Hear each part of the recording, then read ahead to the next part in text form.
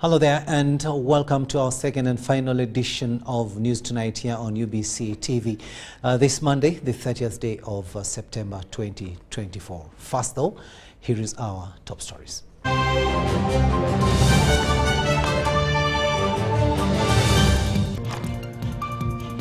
In our top stories tonight, UNEB releases 2024 examinations timetable. Police investigating the murder of a female victim within Naguru Police Barracks. Ministry of Gender to raise awareness on Uganda's social protection programs.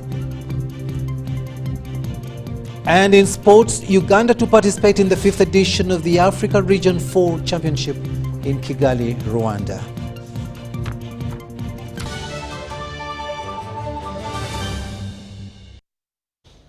Hello there and welcome once again. We are coming to you live, online and on air from Broadcast House here on Nile Avenue. On sign language, it is Senyomo Yusuf and I am Rukidi Kiijanangoma. Now, a total of 1,320,400 candidates have registered to sit for the 4 set of examinations to be conducted by Uganda National Examinations Board 2024, an increase in candidature by 7.8% compared to 2023. While releasing the timetable at Media Center here in Kampala, the Executive Secretary UNEB, Dan Odongo, reminded head teachers of examination centers to submit project achievements and scores of the continuous assessment under the new lower secondary school curriculum by 30th October. Failure to submit, the candidates will not be graded. Farida Nafka reports. Uganda National Examinations Board has released the timetable for conducting the 2024 examinations that commence on Friday, 11th October. The Examinations Board, for the first time, is to examine UCE candidates under the new lower secondary curriculum, and another set of UCE is the transitional examination based on the old curriculum that aims at giving an opportunity to candidates that needed to repeat or those who missed the 2023 examinations for various reasons. 369,477 candidates are to sit for UCE and 10,143 for transitional examinations out of the overall registered number of 1,320,400 candidates that have registered to sit the 4 sets of examinations this year. Accordingly, new lower secondary curriculum has 36 subjects compared to the 46 subjects of the old curriculum. Submit the continuous assessment scores finally by October 30th. The original time table deadline had been 30th of September. However, we have extended these to 30th October to give ample time to schools to complete their compilation and submissions through the portal. This warning that without the coursework and the project scores, candidates will not be graded. Uganda National Examinations Board has recorded significant increase of 28.4% in candidature at USCE level this year, with 142,017 candidates compared to last year's candidature of 110,579. At PLE, 798,763 candidates have registered compared to 749,371 in 2023, a 6.6% increase. The Executive Secretary UNEB, Dan Odongo, has warned parents and head teachers about fraudsters that claim to have acquired the UCE examination papers. Even though some of the papers have not even been printed as I speak, but these people already have them, according to them. And they are asking for money to be sent to certain accounts. They already have UCE, and that they are also preparing to supply PLE. So we would like to warn members of the public, please ignore these. UNEB is emphasizing security and the integrity of the examinations, warning students to keep away from any malpractice.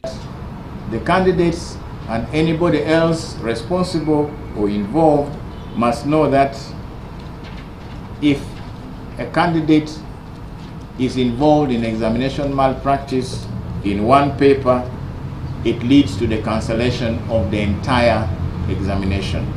So, on the issue of distribution of examinations, UNEB has warned district education officers against using border riders.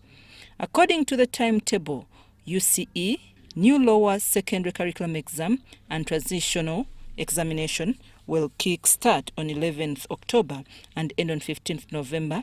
Then PLE starts on 4th November and end on 7th November. Then lastly, USCE on 8th November and end 6th December. I'm Nafka Farida and Dan Lugemwa in Kampala.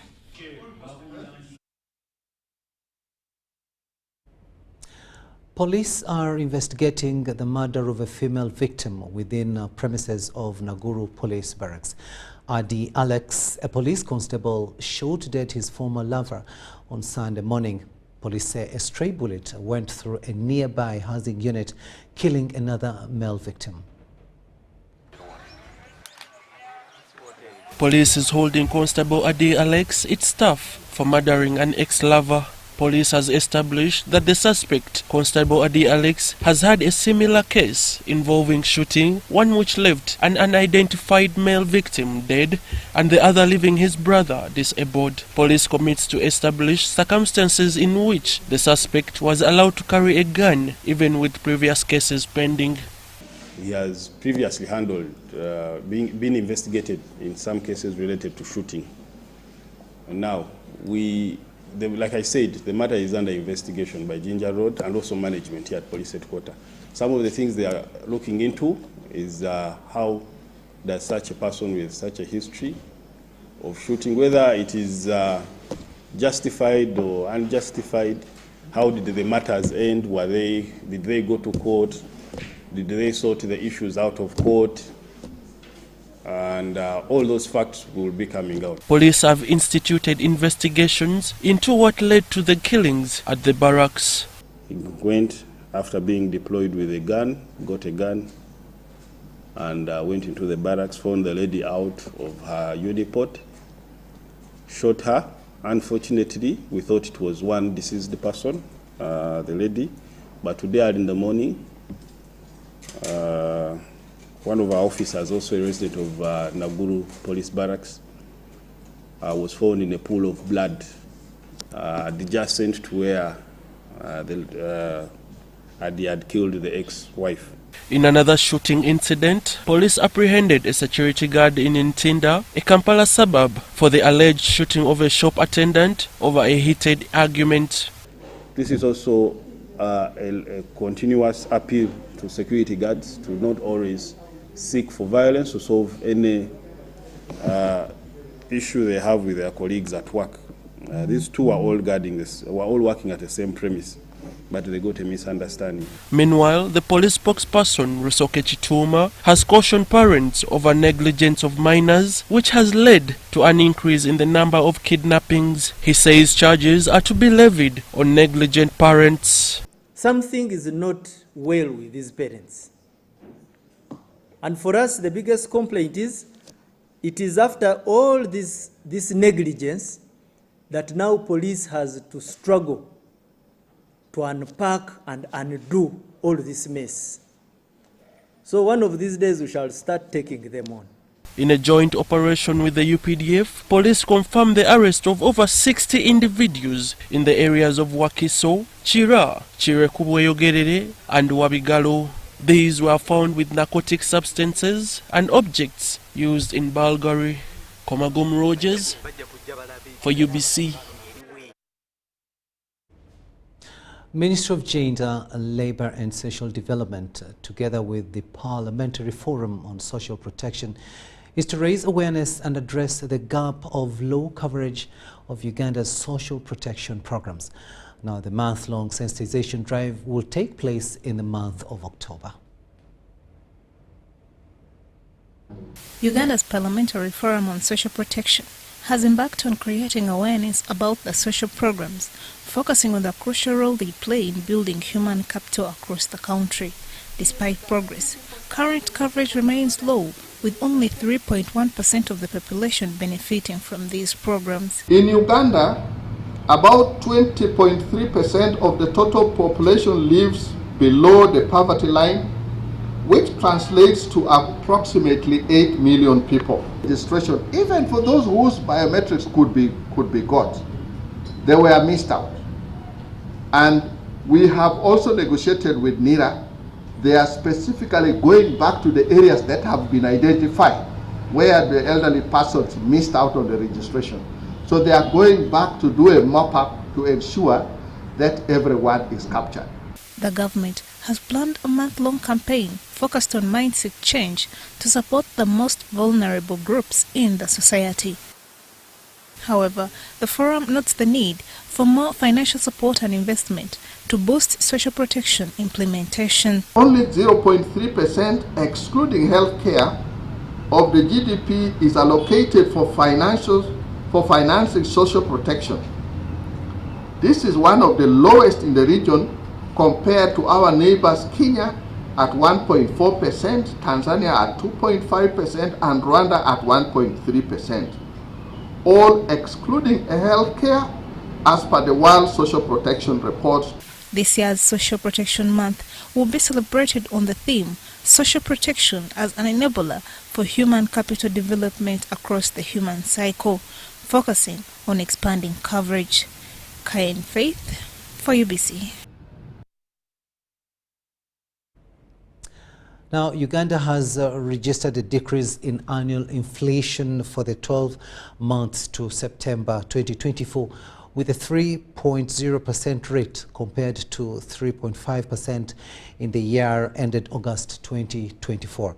Now, this was revealed during the reading of the consumer price indices and inflation as of September 2024 at the Uganda Bureau of Statistics headquarters here in Kampala. The decrease in annual inflation is largely attributed to annual core inflation that is recorded at 3.7% compared to 3.9% that was registered in the year ended August 2024. Core inflation being the main driver, and under core, we have services inflation taking lead. And under service inflation, we have the passenger transport services inflation as the main driver, and this is registered at 4.1% for the year ending September 2024 compared to 6.9% registered in the year ending August 2024. The annual construction sector inflation is registered at 1.5% compared to 1.8% registered for the year ended July 2024. These are the main contributors of the figures we have. We have specialized construction activities. In July, the index was 1.5%, and August 2024, we are having an increase of 1.1%. For civil engineering works, we have an increase of 1.2% compared to a 1.5% increase that was registered for the year that ended July 2024. However, there has been an increase in residential property inflation in the year ending Q1 for the year 2024-2025, registered at 5.6% compared to 2.7% registered for the year ended Q4 for the year 2023-2024. The main driver was the residential properties prices in Kampala and Makindye that increased 16.0% in the year ending Q1 financial year 2024-2025 compared to 6.9% registered for the year ended Q4 financial year 2023-2024. The statistics help the public to budget and substitute the high-priced items that fit within the family budget. Winnie Ainebabaz Katwire and Marion Awori for UBC. The Director Mobilization at the NRM Secretariat, Rosemary Seninde, has reaffirmed that those seeking to contest are free but should follow the arrangement in the party structures, which is the NRM democracy. Now this follows in the NRM member Qualifiers Kiijanangoma Samuel announcing his intentions to stand for president on the NRM ticket. Take a watch.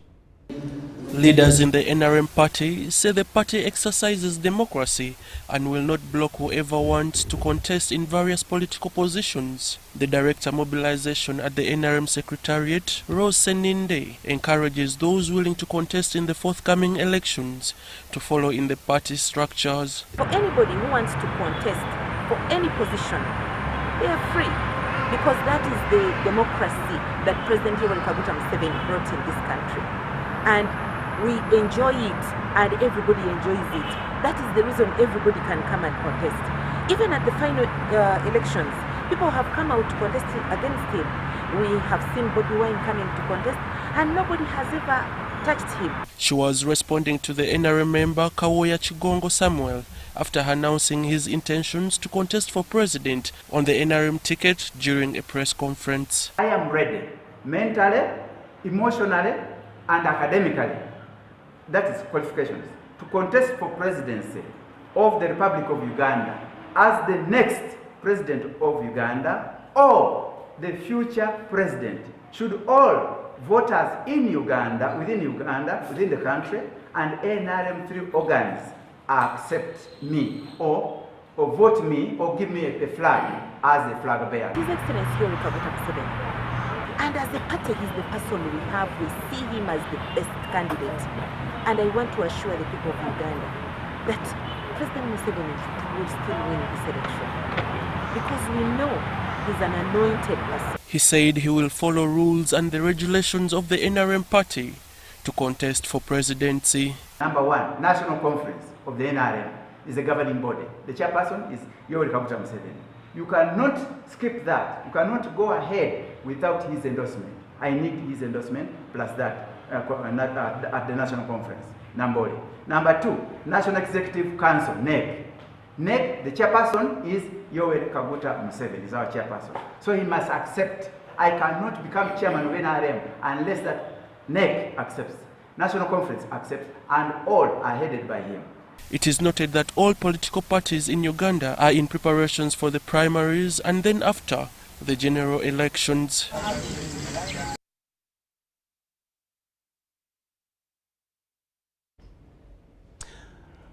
The Chabazinga of Busoga, His Royal Highness William Wilberforce Gabula Nadiope Kadumbola IV, has issued a warning against land encroachment targeting the Mwiri Hill area, particularly the land associated with Busoga College Mwiri. Now, his message, conveyed by Busoga Kingdom Prime Minister Dr. Joseph Muvawala, emphasized the urgent need to establish clear boundaries to protect the college from land grabbers who have already begun encroaching on adjacent Busoga forestry land.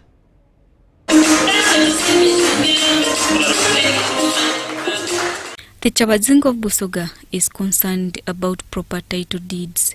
Mwiri College's land is vulnerable to further encroachment. He urged the school administration to take proactive measures to secure its property. This is what we have to do always. Let us open the boundaries of our land. It's a simple thing. I have been making noise, Chair. I even sent you the deed print. You can imagine this land has no title. Yes, but there is a deed print in the system. Who is the title? Let us help the church to ensure that we have a title to Busoga College Mwiri land. That is even more. Dr. Joseph Muvawala, the Busoga Prime Minister, during the 113th homecoming celebration of the Busoga College Mwiri Old Boys Association MOBA, questioned the alumni involvement in school administrative matters, linking it to the stagnation of development in certain areas. The only person to save this is we. Let us open the boundaries of Mwiri land. And it's very big. The Old Boys Association, in collaboration with the Ministry of Works and Transport, initiated the reconstruction of the school gate, a critical infrastructure project. This is what I have to say. I don't support a gate when we have no teachers' houses. But let it go on. Those who can support the gates, support the gate.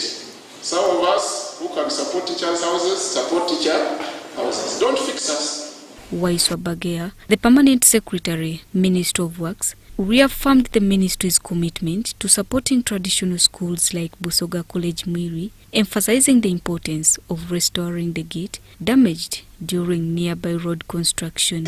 When my boss made that commitment, they say B and B, break and bill, break and buy. It's good manners. If you break something, try to replace it. When we are doing the first phase, either that man was careless or what, we ended up breaking that gate. So Chituka Katapu, as the Minister of Works, to contribute towards The headmaster of Busoga College Mwiri, Sibu Kule, highlighted various challenges facing the school. All the boys and the parents, I want to mention that there is a list that's pending. One of it is the school gate, the school bus. We have about 15 houses with asbestos, 15 staff houses that still have asbestos, and we all know the dangers of asbestos to human health. I mentioned that Senior 1 has the furniture that is compatible with the new curriculum. Senior 2, 3, 4 are still using those heavy desks that you used. We need to think about it. This dining, when it comes to lunchtime, we need more furniture because some boys eat while standing and it's not good habit. The collective voices at this event underscored a commitment to safeguarding the school and improving its infrastructure for the benefit of current and future students. Charity Marion Imnat and Paul Isabirie for UBC News. Political leaders and clergy from Teso sub-region have attributed the rise of criminal gangs known as Owok to significant lapses in local security measures. Now they want the security agencies to collaborate and take decisive action against the gangs, advocating for a stronger response to restore safety in Teso. Minister for Works and Transport, Musa Echweru, highlighted the inadequacies in maintaining law and order as a primary factor contributing to the rise of criminal gangs in Teso sub-region. The Owok group is a failure of us as security. It is that what failed. Owok can be wiped out inside 1 week. And we're going to sit down with you. So there are things I want to guide you how to manage Owok. For example, but if this is the LOC1 celebrating the graduation of his daughter, that LOC1 should be allowed to play music in his home. But the LOC1 should inform the RDC, inform the OC, the GISO, that today I have visitors in my home. That's all. Occupy the compound. You now monitor the visitors the LOC1 had. The bishop has finished praying, he has gone. But which is this group which is just reporting now as it is getting that? You pick that group now in their 100.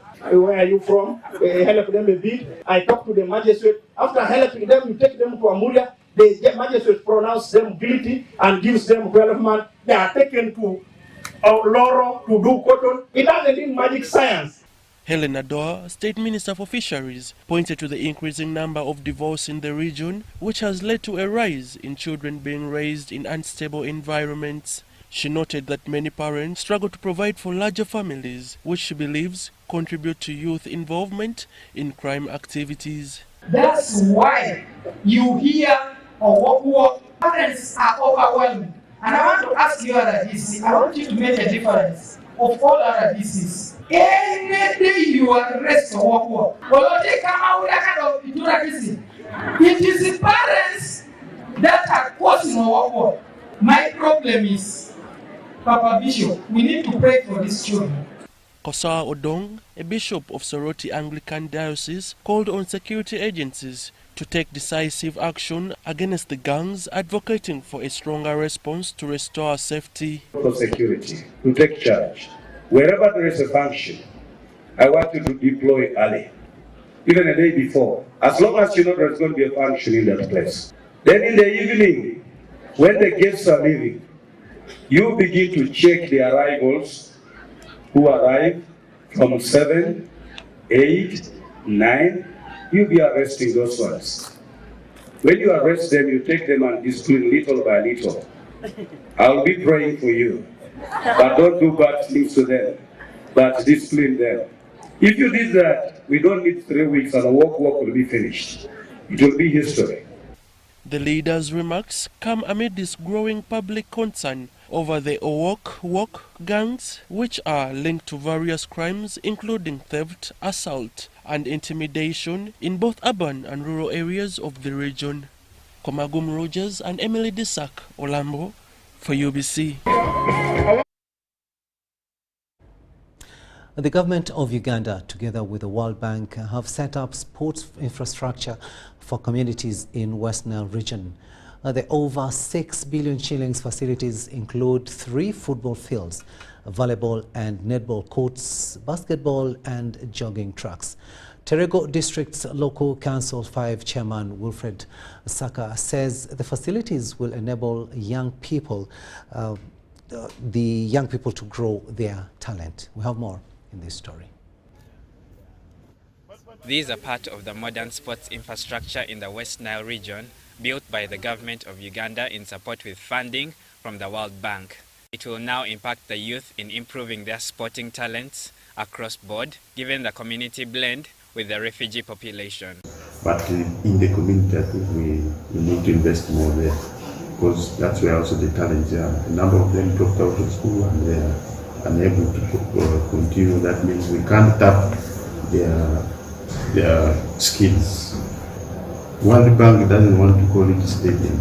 Now, in enhancing the use of maintenance of these key assets, government has decided that collaboration among ministries, departments and agencies of government is vital. I can confirm that they are the first to begin to put sports infrastructure development as part of their programs. So let's thank them, because this has been a missing link. Now, it's my plan, it's my wish, like the president has directed. Our plan is to have a standard state-of-the-art sports facility in each and every sub-region. Speaking in Terego, Yambe and Madi Okoro districts, Sports Minister Peter Ogwang received these sports facilities from the local government for onward administration and maintenance by the National Council of Sports. Because, like we're saying, training pitch, the engineer was presenting training pitch. I could hear the discipline is mentioning is almost a traditional few. But I can guarantee you, we can use that pitch to have very many sport competitions. And for those of you who have won, you have seen the Olympics. Some of the disciplines you see there, we can get a village champion here to go and be a world champion in one day. The Terego district authorities have also pledged to support the National Council of Sport in ensuring there is high standards of the sports infrastructure.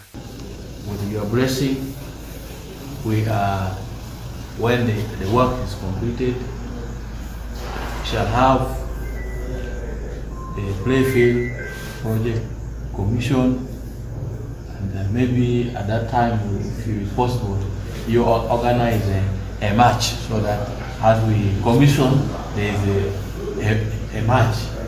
Actually, for next week, it will be more vehicles can pass on the bridge.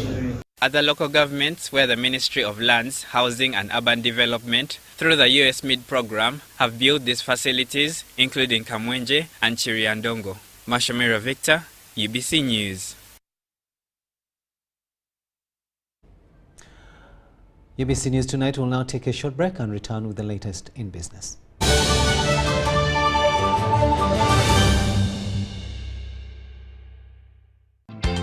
People of Gulu, you're welcome. We are rewarding back to one of our parents who used the Momo to pay school fees. I am Oliel Vikio Tim. I work in Manuel Junior School as the head teacher. This parent was not able to come for this award ceremony by MTN because she works in South Sudan and it's very expensive for her to come. So we are able to get the guardian who has come. Feel very happy.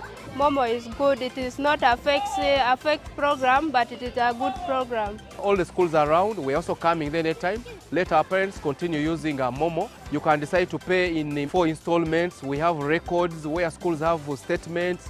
of payments to confirm payments. Together, we're unstoppable.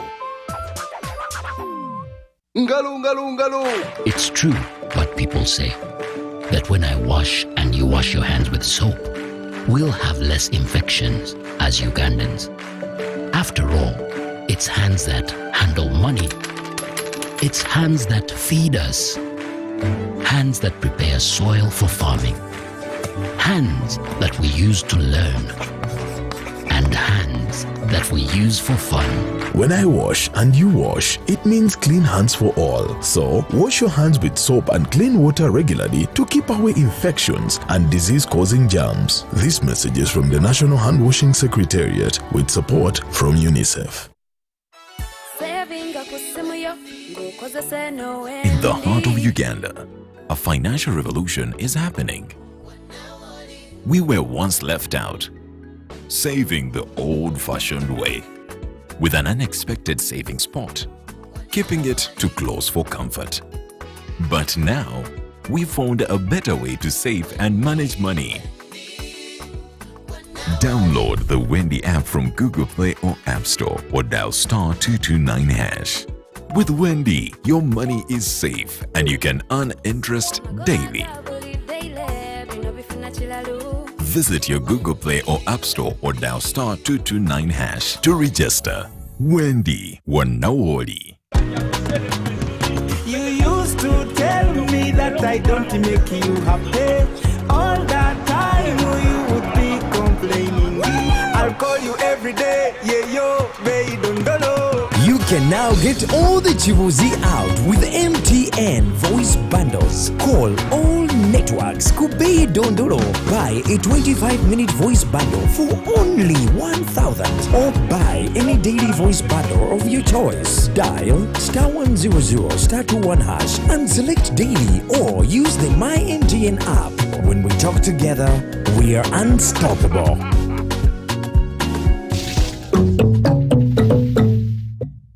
The East Africa UK Tourism and Culture Expo 2024 is here, happening on 8th and 9th of November 2024 under the theme Enhancing Tourism as Engine for Social and Economic Transformation on the sidelines of WTM London at the Rembrandt Hotel, 11th Thalo, PI South Kensington, London, SW7 2RS, United Kingdom. The guest of honor will be the Right Honorable Rebecca Kadaga. For tickets, exhibitors will pay £1,000 and participants will pay £300. For more information, call +256 787 096 100 or +254 795 806 969. Visit www.eauktourismexpo.com to register. At Uganda Development Bank, we are committed to empowering communities by supporting projects that unlock excellent economic benefits for Ugandans through job creation, tax contribution, output value, and foreign exchange. We seek partnerships with projects that drive economic development in Uganda. Faith Care was started in 2012 with our few savings, with a capacity of 1,000 birds. And now we have a capacity of 10,000 birds. As it is called mixed farm, Faith Care deals in zero grazing cows, and we grow seasonal crops, not even forgetting coffee. But the main project or enterprise is poultry. Poultry is the mother of everything. We have been facing many challenges, but the most challenging part was during COVID. COVID hit us very seriously, and that's when I met my savior, UDB. But after getting UDB money with the low interest of it, we are able to go back to the track, and here we are. Actually, we are even expanding. We have a capacity laying birds of 10,000, and we are constructing more poultry houses. The UDB nafunamu because we got the money, actually the sente zazi tugasa with little interest with a grace period. So we are able to brood our birds, start laying, and we started paying, and we are paying very well. I think we are good customers.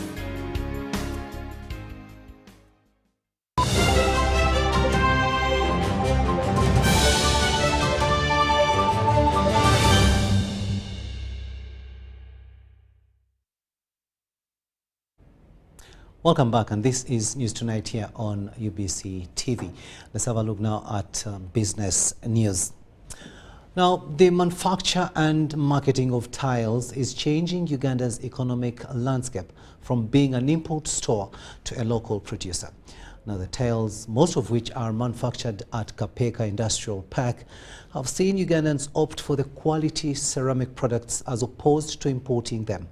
Now, locally manufactured tiles have substituted imports and promoted the Buy Uganda, Build Uganda policy. With more on that, here is our reporter, Henry Okrot. This is where they are stored before display. They are collected from all over the world, including those made in Uganda. The storage is meant to ensure they are well kept before sale and distribution. The showroom displays it all, with Ugandan-made tiles attracting the attention of many quality product seekers. It is the only way we can develop our country by Buy Uganda, Build Uganda. Because now if you look at the companies which are working here, who are manufacturing those products we have mentioned earlier, they have employed a number of people. At the same time, the prices of items, the products which you imported are slightly higher, but the ones which are manufactured on the doorstep in Kapeka, it is really, the prices are low. Dealing in ceramics is one thing he is familiar with since 1990.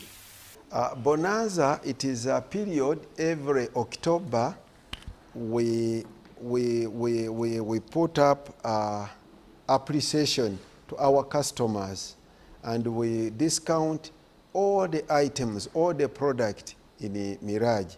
So that one we call it Mirage Tile Bonanza 2024. The journey has seen him partner with Ugandan tile manufacturers, including Kapeka industry proprietors.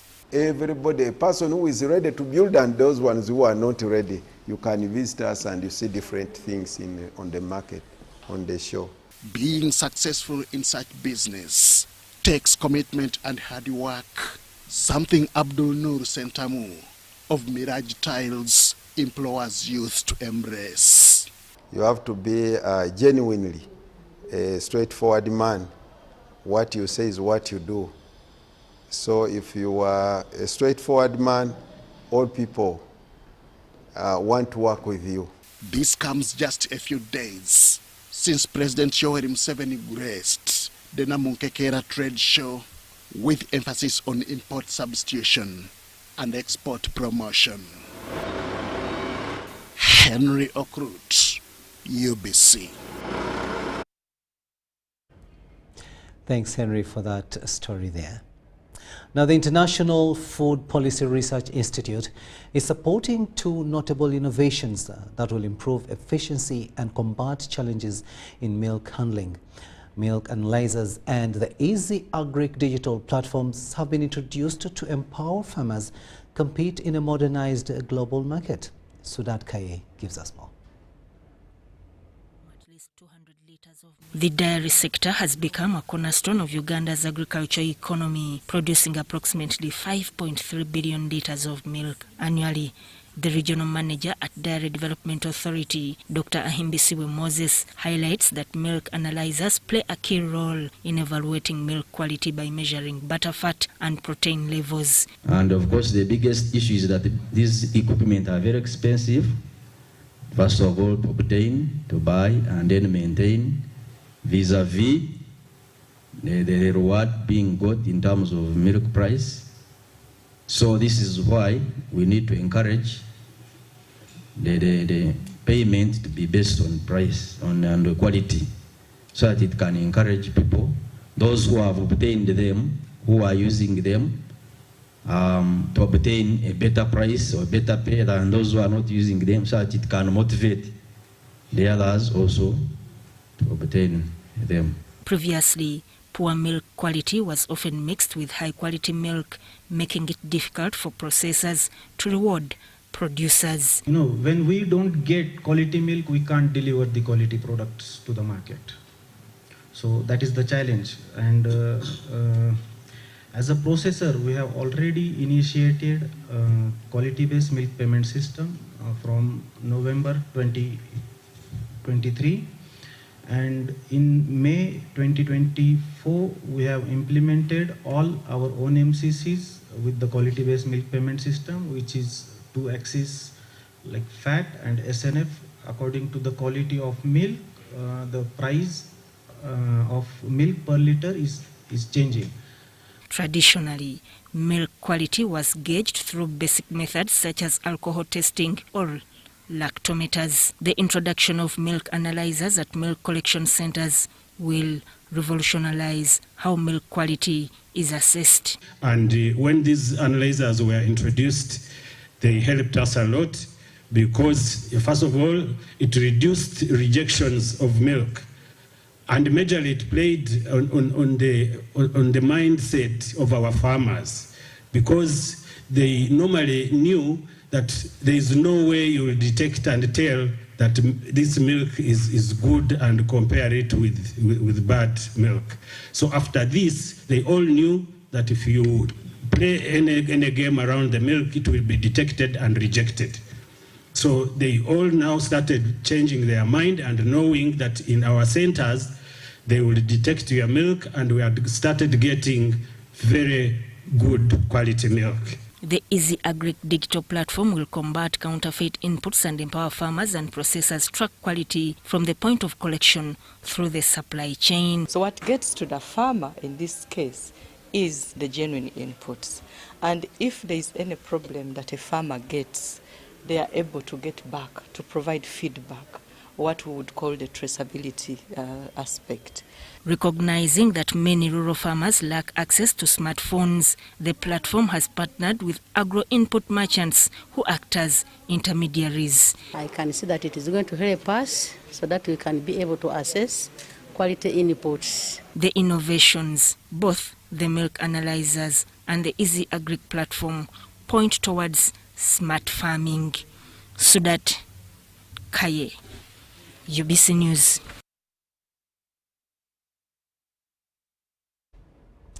Let's have a look now at how the Ugandan shilling fared today against the following local and international currencies in our money market report.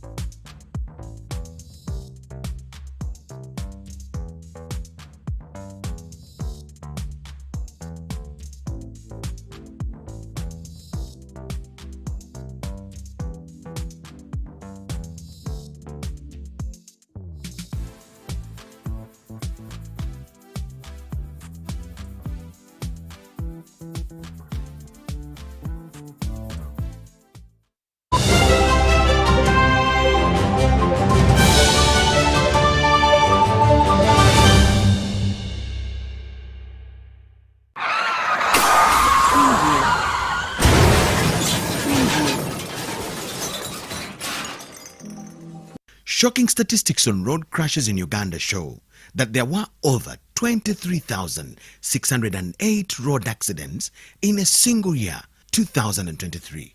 This highlights an increase of 16% compared to the previous year. The Uganda Traffic and Road Safety Report of 2023 also shows that there were 24,728 casualties from road crashes, with 4,806 people dead, 16,736 seriously injured, and 3,186 escaping with minor injuries. The rampant increase in the number of road crashes and casualties in Uganda is seriously alarming. According to Uganda Police Traffic Report, 80% of road crashes in Uganda are as a result of speeding, reckless driving, and violation of traffic rules and regulations.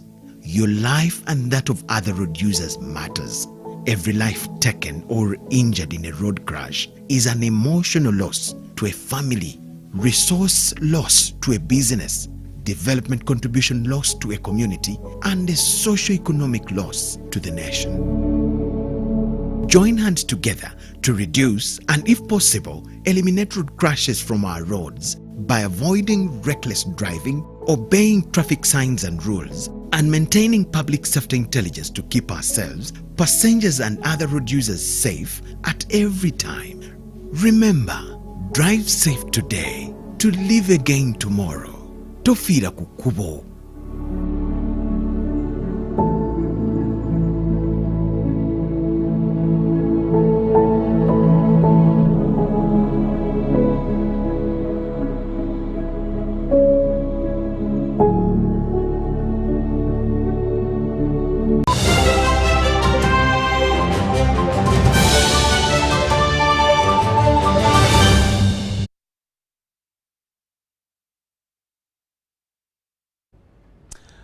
Welcome back. Let's have a look at sports news now. And we begin with golf.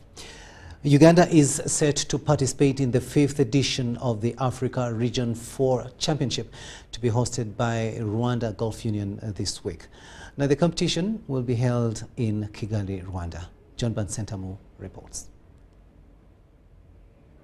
Uganda Golf Union has flagged off 4 of its best golfers to the 5th edition of the Africa Region 4 Championship to be played at Rwanda's Kigali Golf Resort and Villas. The team for the 4-day championship that starts on Thursday includes team captain Joseph Chinyai of Toro Club and Joseph Kasozi of Uganda Golf Club. It's complete by the exciting Lugazi Hills Golf and Country Club duo of amateur champion Regan Akena and 17-year-old Ibrahim Semakula.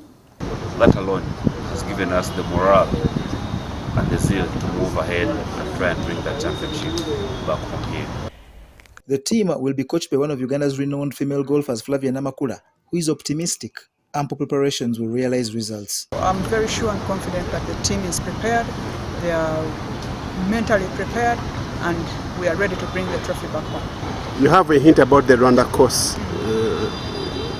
Rwanda course is the same as the Lake Victoria Serena, the Chigo course, and that's where we are preparing from. The greens are more or less the same, so we've been working more on the short game because the course is not that long in Kigali. So, and that's where the game is. The short game, we've been working on that. That is chipping around the greens. So the players are confident and they are mentally strong, they are mentally ready. After this championship that Uganda has won once before, preparations will switch to the All Africa Golf Team Championship to be hosted in Zimbabwe. Africa is divided into 5 golfing divisions, with each region mandated to develop the sport. The countries in the Africa Region 4 include Burundi, Ethiopia, Kenya, Madagascar, Mauritius, Reunion, Rwanda, Seychelles, South Sudan, Tanzania, and Uganda.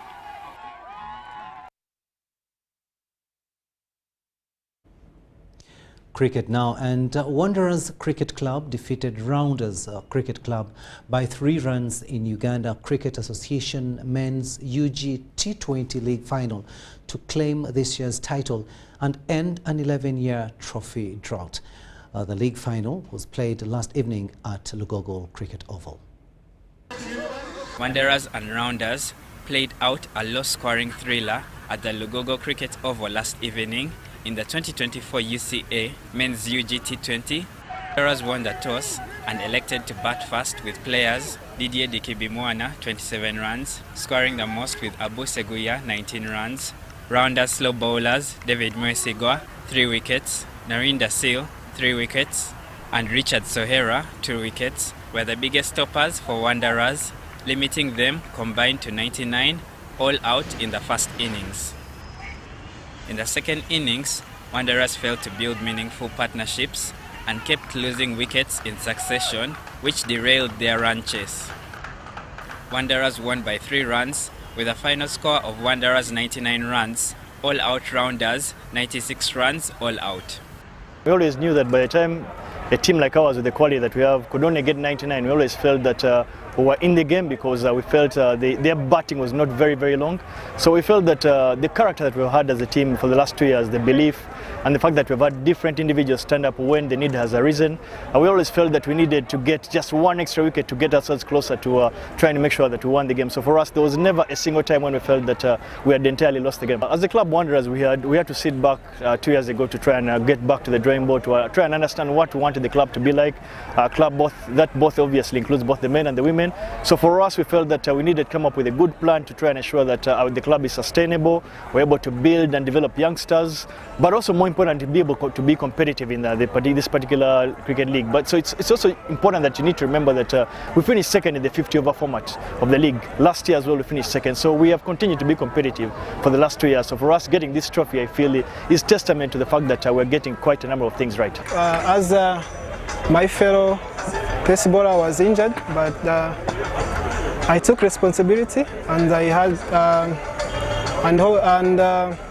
I did it. This is of course will help me in upcoming qualifiers we are going to play, and I think it was a good game today. We lost the game in partnerships. We lost very early wickets, though we tried to stabilize it till 80 runs. I believe I died on 80 something. I won't blame the team, because when we had a sit down with the team and thought of how far we can reach, we surpassed our expectations. All credit given to the boys. They worked really hard for where we are. So a good season for Wanderers, who finished second in the men's 50-over league, and victory in the T20 league crowns a nearly perfect season for them. Grace Joyce Kemigisha with the report.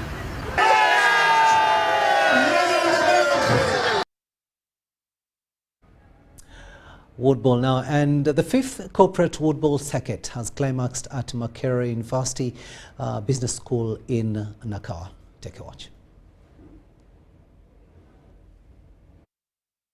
Uganda Woodball Federation's 5th corporate Woodball circuit has been won by Ndeje Corporate Woodball Club among the men.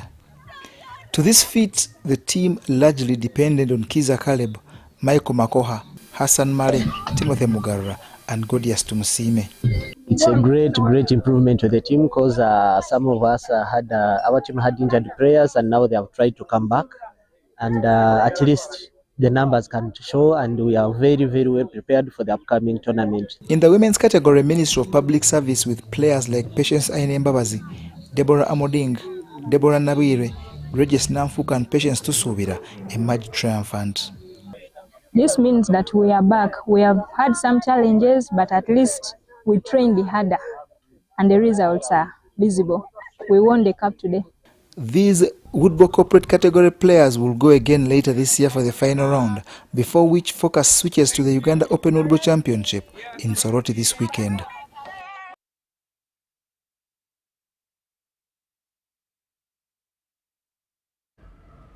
To the game of pool now, where regional qualifiers for the Nile Special Pool Open Championship took center stage, paving way for more than 100 players to qualify from different regions of the country. The Nile Special National Pool Open Championship takes shape with the identification of talent. Amon Gabo reports. Qualification for the Nile Special Pool Open Finals continues, with the top seeds already making it to the finals. Over the weekend, different regions hosted qualifiers, eyeing the topmost prizes for the car and cash. With the finals set for November 16th, top seed Caesar Chaninga, Mansour Bwanika, Joseph Kasozi, Kenneth Odong, Lawrence Sengonge, Jonah Tulije, Haza Lukomwa and Ibra Sejemba all proved to be on the top of the game. Today's game has been tricky, as it was following. Of course, we won it earlier, but we were struggling to look for a bonus point, because our competitors, I'm sure they have got a bonus point, not so. More than 100 players competed across the country. So far, the top 8 male and 4 female have already secured their spot in the November 16th final, at Lugogo having been granted a bye, while the remaining participants will now vie for the converted spot through the final qualifying round. I can't say much, but all I can say is that I don't know what to do. I wish I could stay and play the league and help my team, but unfortunately I can't. But sorry, I wish them all the best to continue pushing, and I'm sure they will manage it. They have some few players in the bench who will, I think, cover the gap that we have left, and all the best to them in the remaining games. We have a plan, and we have fixtures whereby league games in the gents category are played on Sunday. In the ladies category, they are played on Saturday. But we have some weekends for the qualifiers for the ladies, whereas in the men's category for the National Open, games are playing on Friday and Saturday. So everything is according to the calendar and according to the plan. Last year's national championship saw Cesar Chaninga triumph over Hazard Lukomwa in a three-ring men's final, while Lukia Naiga claimed victory against her sister Rashida Mutesi in the women's final. I'm Oningaba with that story, and we've almost come to the end of this bulletin. But before we leave you, let's have a recap of our top stories.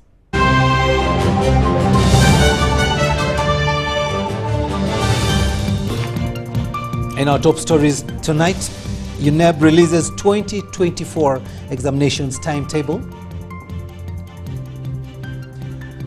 Police investigating the murder of a female victim within Naguru Police Barracks.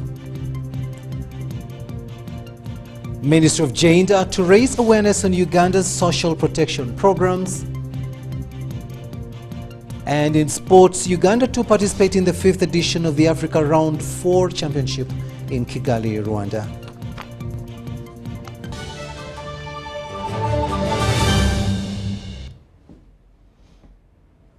And that's all we had time for. Thank you so much for having kept us company. On sign language, it has been Senyomo Yusuf, and I am Rukidi Kiijanangoma, wishing you a blessed night. But I'll leave you with the weather forecast for tomorrow with Ainebiona Jasper at the Weather Center in Entebbe. Evening, welcome to our daily weather reports. I'm Jasper Ainebiona. Most parts of the country have been receiving rainfall, and most farmers have already planted. Therefore, we advise you to keep on spraying your plants so that we can avoid different diseases that can affect your crops. And for the satellite analysis today, the rain belt is widely spread across our country, and this has enhanced a lot of rainfall in different parts of the country. So for tomorrow morning, Kampala is likely to wake up to sunny intervals, as well as Masaka. Apart from Mubende, light rains will be expected, and Nakasongola, sunny intervals. Eastern parts of the country, we are anticipating partly cloudy conditions, the entire region. As we move on to the western stretch, we are anticipating Kasese to have light rains in the morning, and the rest sunny intervals will be expected. Northern parts of the country, in the morning, we are seeing much of the sunny intervals that are likely to prevail. And later in the afternoon, Kampala will have light thunder rains, temperatures to be around 27 degrees Celsius, as well as most parts of the districts, the same conditions will persist, and temperatures will be around 28 degrees Celsius. For the eastern parts of the country, in the afternoon, we are anticipating light rains, 29 degrees Celsius across to Jinja, and also Toro, 29 degrees Celsius will be expected. So to the same weather conditions will be expected. For the western stretch, we are anticipating much of the light rains together with the light thunder rains across Masindi, and temperatures will be around 23 to 28 degrees Celsius. For the northern parts of the country, in the afternoon, much of the light thunder rains will be expected, and temperatures will be around 29 to 28 degrees Celsius in different districts. Those that are likely to travel across the globe, New Delhi is having sunny intervals, temperatures to be around 37 degrees Celsius, and Cairo, cloudy conditions, temperatures to be around 33 degrees Celsius. While for Washington, D.C., light rains will be expected, and temperatures will be around 20 degrees Celsius. And for London, light rains will be expected, and temperatures will be around 15 degrees Celsius. We thank you so much for your attention. For more information, you can always check on our website. Good evening.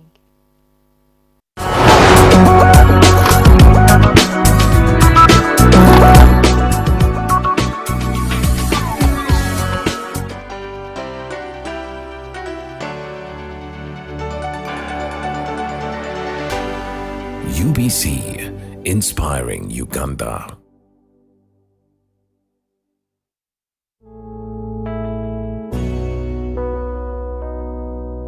Living a safe life is your right and responsibility in our communities. They should have an eye checkup once a year. First activity that we conduct is getting these young girls or women from the danger that they are facing and bringing them into this home. Most people, the skin doesn't go off. It stopped renewing itself about 5 years ago. We make sure we follow the skin cycle. Join me, Ishime Kathy, every Tuesday at 1:30 p.m. as we discuss matters of safety in our lives on the program Safe Life. A new dawn on Behind the Headlines with me, Timothy Nyangweso. Every Wednesday, live in our studios in the heart of Kampala. We have conversations that have analysis, explanation, but not every truth is fact, and not every fact is truth. Every Wednesday, 10 p.m. on your public broadcaster.